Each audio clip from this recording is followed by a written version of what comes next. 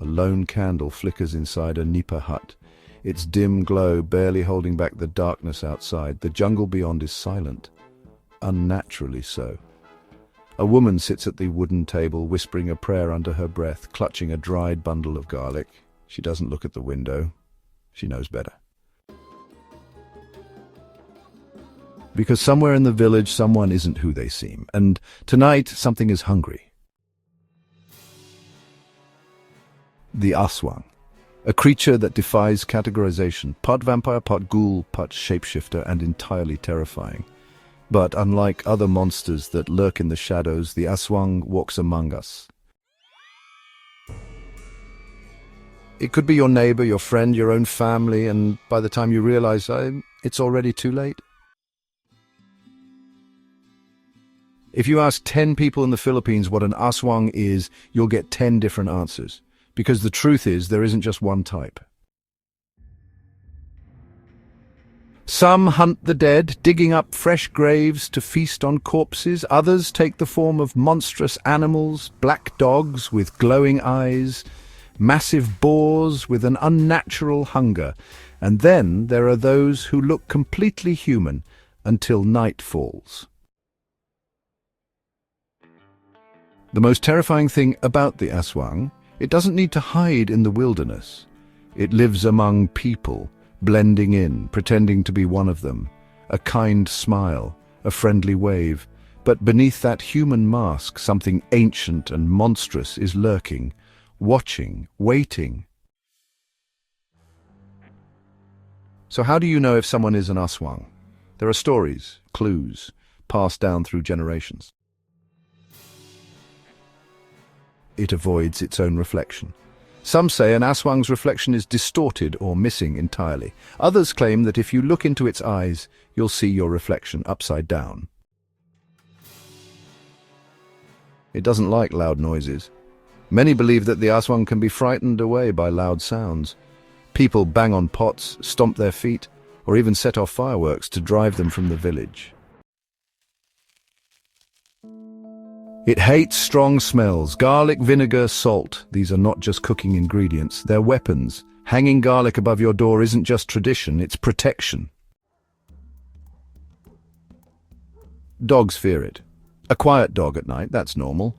But if the village dogs start howling for no reason, refusing to go near a certain person, then you might have a bigger problem. Stories of the Aswang go back centuries. And unlike most folklore, these stories don't fade, they multiply. One of the most terrifying accounts comes from a small village in the Visayas region. A woman named Maria had always been friendly with her neighbors, especially the elderly woman next door. But one night, Maria woke up to a strange sound outside her window, a soft clicking noise like someone tapping their fingernails against the wood. She ignored it at first, but then she heard her name. Maria, Maria. A whisper just outside. When she finally worked up the courage to peek through a small crack in the bamboo wall, her blood ran cold. There was the old woman. Her face twisted, her tongue unnaturally long, her eyes black as the night. And then she smiled. Maria barely had time to grab the garlic her mother had left hanging by the door. She clutched it tight and whispered a prayer. Outside, the tapping stopped. When she finally opened the door at sunrise, there was nothing there except deep claw marks on the wooden frame. The next day, the old woman was gone. No one ever saw her again. Coincidence, or had Maria come face to face with something much worse than just an old neighbor? Unlike other creatures of folklore, the Aswang isn't just a monster in the dark, it's a betrayal. It's the fear that someone you trust is not what they seem. Could this legend be based on something real? Some believe it originated as a warning against outsiders, a way to keep villages united and cautious of strangers. Others think it was a way to explain diseases or mysterious deaths. But even with all the theories, one thing remains true. people are still afraid. In some rural areas, villagers still follow ancient rituals to protect themselves. Some sleep with knives under their pillows. Others place rice grains outside their doors, believing that the Aswang, obsessed with counting, will be forced to stop and count each grain until the sun rises. And some, they refuse to talk about the Aswang at all,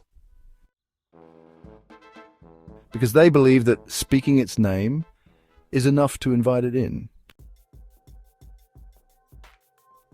So, what do you think? Is the Aswang just a story passed down through generations, or is it something more, something real? Maybe you've even encountered one without realizing it.